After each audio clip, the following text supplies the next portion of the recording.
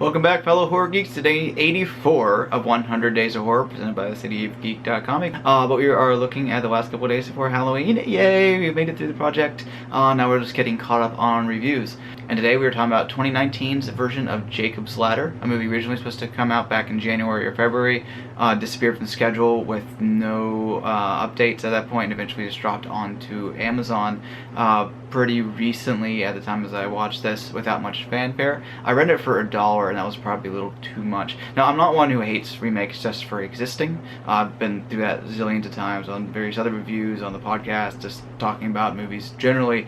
And I can see how updating Jacob's Ladder for a modern context would work. Because you have the original 1990 movie was based very much in Vietnam. Of course, at that point, 15 years or so passed, depending on how you look at dates, and how it affected how it affected the soldiers from that, because that's something that was in popular context for the 80s, 90s, and a little bit into the 2000s, before we started moving past that into the new wars. So having new wars is an interesting way to update that. It's something that's still fresh, and how that veterans deal with PTSD, since that's something we do talk about these days. We didn't talk about back then. Now it's a very common thread to talk about PTSD, whether it be veterans, for people that are going through other traumas.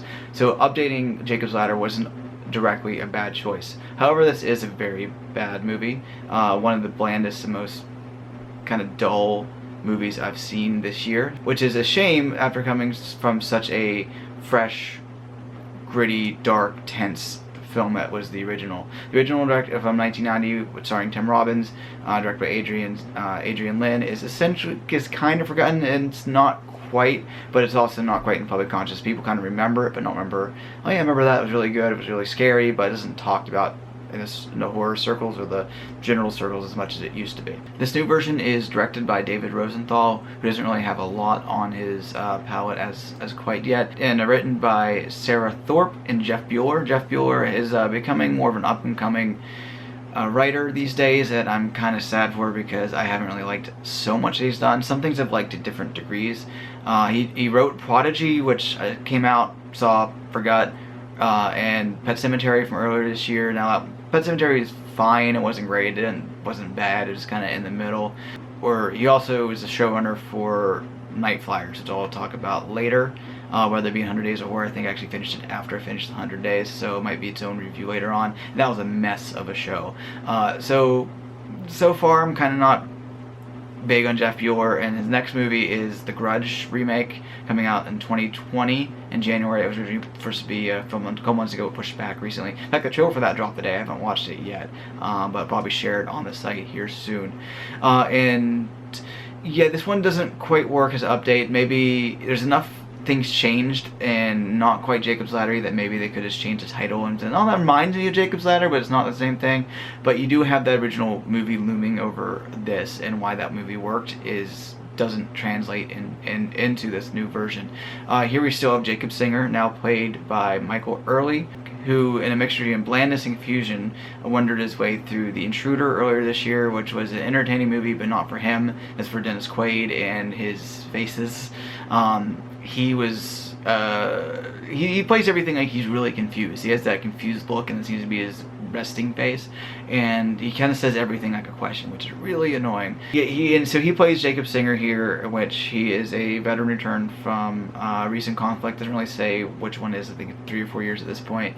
And he comes home to his wife and kid.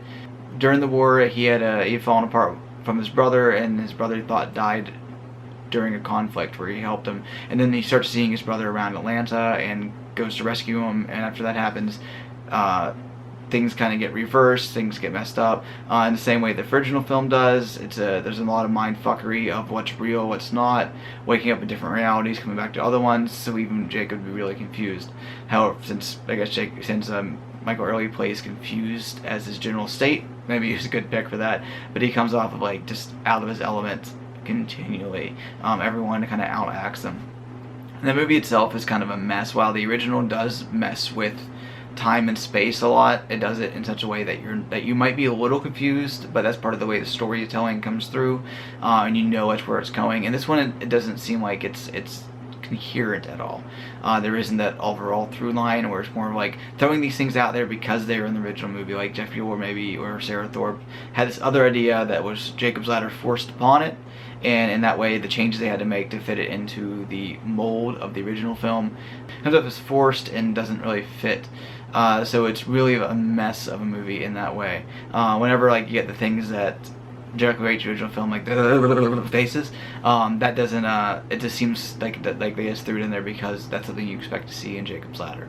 In addition, it's shot really blandly. While the first film did have that grit and the tension of the New York with this, these low lights and fog and everything. This is shot in full light in the middle of the daytime in Atlanta, and everything is clean and pristine and doesn't really fit the mindset that Jacob's going through, because so much of how it's supposed to work is that since a lot of this is in Jacob's head and how he's reacting to it and how we're seeing what he's seeing, having a clear, a clear camera shot kind of goes against that, because we're supposed to feel as muddled as he is, and we don't feel that we don't feel the claustrophobia, we don't feel the world coming in upon him. So this was a kind of a waste of the concept. Updating Jacob's Ladder could have worked. It could have made it to match now in the way. There had the option there, they had the ability there to update in a new way and give us a fresh take. I'm not sure exactly how a fresh take would look,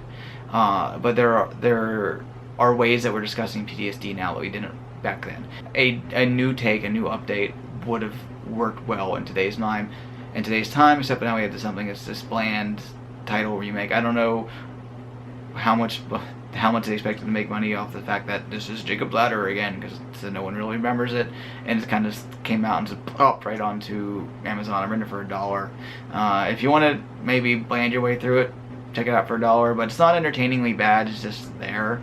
It's more frustrating than anything else, like several other things we saw this year. But thank you for watching my review of Jacob's Ladder 2019. Thank you for following along with 100 Days of Horror. We still got 16 more reviews to do, and we'll get those up as time goes by. So like, comment, subscribe, hit that bell if you see when I put up a new video. Pretty soon Halloween will be over, and we get to look at non-horror films. We're taking a break from the podcast for this for October, just so we don't have the time, but we'll catch up to that soon. But go over to iTunes and SoundCloud, or wherever you listen to your podcast, and subscribe to our podcast, so you're not just me talking, but you get Cam, Tony, and Cody as well. And we'll see you next time at cityofgeek.com. Thank you for speaking geek with us on Jacob's Ladder.